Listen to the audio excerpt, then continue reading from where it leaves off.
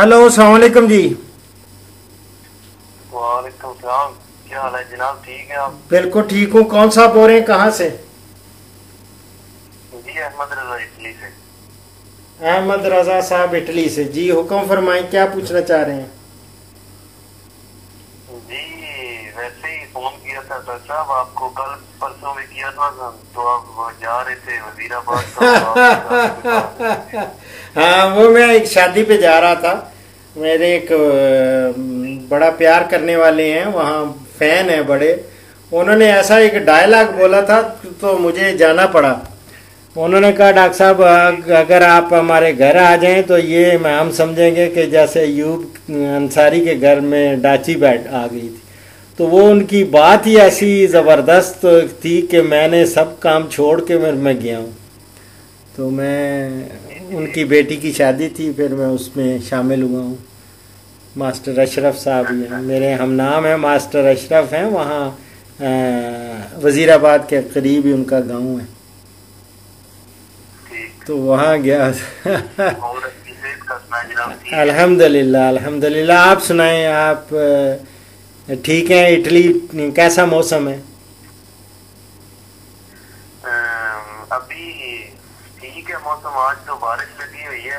अच्छा, बारिशें तो इधर वैसे भी यूरोप में बहुत ज़्यादा होती रहती हैं। जी तो आज भी यहाँ पे ना बारिश हो रही है, थोड़ी बहुत ही कल भी हुई थी। अच्छा, माशाल्लाह। ठंडा मौसम है। जी आज ठंड है, वैसे तो गर्म हो गया मौसम आगे से काफी। अच्छा अच्छा अच्छा। तो कोई सवाल तो नहीं करना। पाकिस्तान में कौन सी जगह से हैं आप? अख्तर करनाना जनाब, लाला मुसद्दक। हाँ हाँ, आपने बताया था जोड़ा करनाना, अख्तर करनाना। अच्छा, उसका नाम अब अख्तर करनाना रख दिया है इन्होंने। जी वो पहले जोड़ा करनाना था ना, तो वो फिर वो एक बरादरी है हमारी, खटाना बरादरी है, उस फैमिली से तल्लक रखने वाले ना एक शहज है अख्तर उसका नाम है। तो वो हमारे गांव में स्टेशन जो है ना वो काफी अरसे से बंद था। अच्छा मसले से फिर जो है वहाँ से आमदोरफ्त बहुत ज्यादा थी, तो वो इंग्लैंड में होते हैं, तो वहाँ से आए उन्होंने फिर स्टेशन तामीर नवे न्यू करवाया। तो अच्छा, उस वजह से फिर स्टेशन खुलवाया भी, तो अख्तर के नाम से हो गया। Very good very good. अच्छा, पैसा लगाया उन्होंने खासा। जी पैसा बहुत ज्यादा उन्होंने लगाया, काफी खर्च किया, तो इस वजह से फिर तो कठाने हैं वो भी जोड़े नहीं है? जोड़े जोड़े भी तो ये जाटों की जात है ना?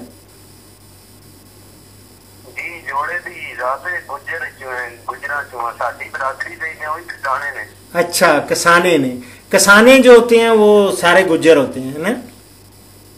जी खटाने गुजर बरादरी। हाँ, पंजन कसाना भी है हमारे वो खारियां के पास। जी नहीं खसाना नहीं, खटाना खटाना जनाब। खटाना, हाँ खटाना भी है, खसाना भी है।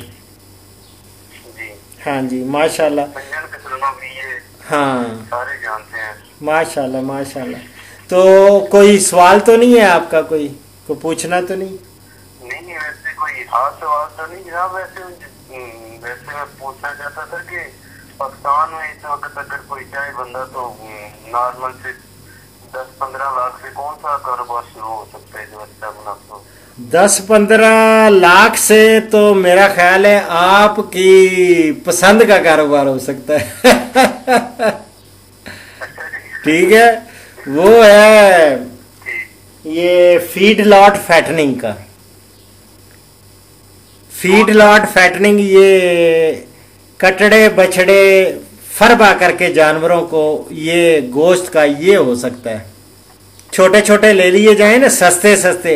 लोग जो है ना ये आपने कटाना साहब देखा होगा कि हमारी बदकिस्मती है कि हम लोग कटड़ियों को तो दूध पिलाते हैं, कटड़ों को दूध नहीं पिलाते। जी जी बिल्कुल। जिस तरह बेटियों की दफा इतना खुशी नहीं करते, वो कहते हैं शुक्र है जान बची है।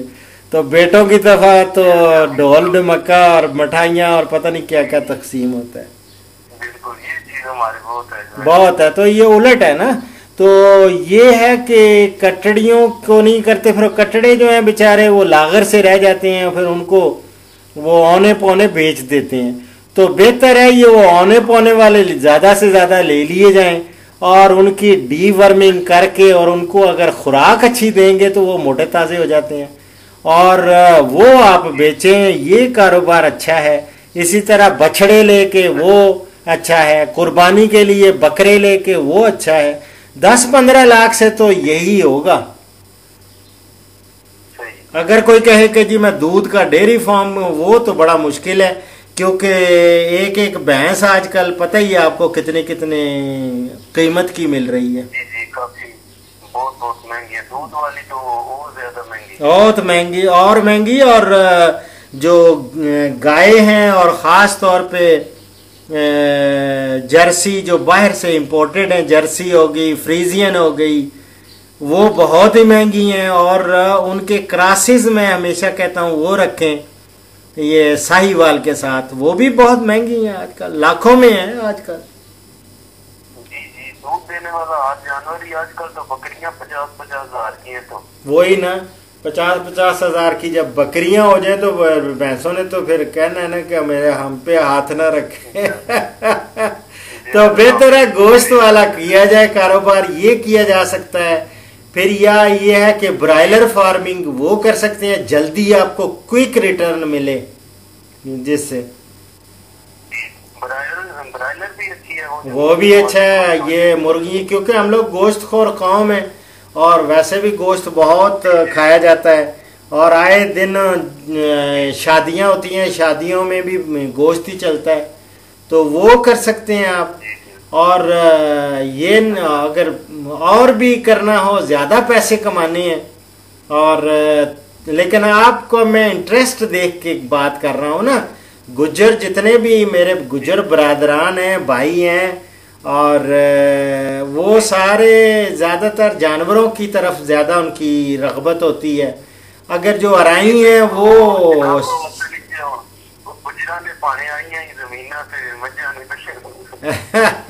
तो इसीलिए वो अच्छे है ना जी। और जो सब्जियां हैं, अगर सब्जियों में ऑफ सीजन वेजिटेबल्स या टनल फार्मिंग में चले जाएं तो वो भी बहुत फायदा है उसका। जो बेमौसमी सब्जियां हैं उसमें भी इतने में टनल्स लगा के को 10-15 लाख रुपया लग जाए और उसमें भी अल्हम्दुलिल्लाह बहुत अच्छा रिटर्न है। लेकिन बात कठाना साहब शौक की बात है ना, जिसमें वो काम करना चाहिए जिस वो करना चाहिए काम जिसमें आप एंजॉय करें, आपका शौक हो, आपकी रग़बत हो, इंटरेस्ट हो, वो दिल लगी से हो, एप्टीट्यूड उसको कहते हैं, एप्टीट्यूड होना चाहिए। अगर कोई जबरदस्ती ऐसे ही गले पड़ा हुआ ढोल वो बजाना वो और बात है, और वो ढोल वही बजाते हैं अच्छा जिनको शौक होता है ढोल बजाने का। क्या ख्याल है? बिस्मिल्लाह। और कोई मेरे लायक खिदमत कोई और? बहुत सारी राहें हैं, मैं तो इतने ऐसे लोगों को भी बताता हूँ ऐसे। अब मैं सोच रहा हूँ कि चूंकि बेरोजगारी पाकिस्तान में बेशुमार बेइंतहा है, और हुकूमतों का क्या बेचारियों का काम है, हुकूमतें कहाँ तक कर सकती हैं। हमें अपने पाँव पे खुद खड़ा होना पड़ेगा और खुद ही अपनी राहें तलाश करनी पड़ेंगी। हुनरमंद देखे ना, एक किसी को एक मुहावरा है चाइना का कि आप किसी को एक दिन में एक मछली दे के उसका पेट भर सकते हैं एक दिन के लिए, लेकिन अगर आप उसको सिखा दें मछली पकड़ना तो फिर उसके सारी उम्र की रोटियां बन जाती हैं, सारी जिंदगी का बन जाता है।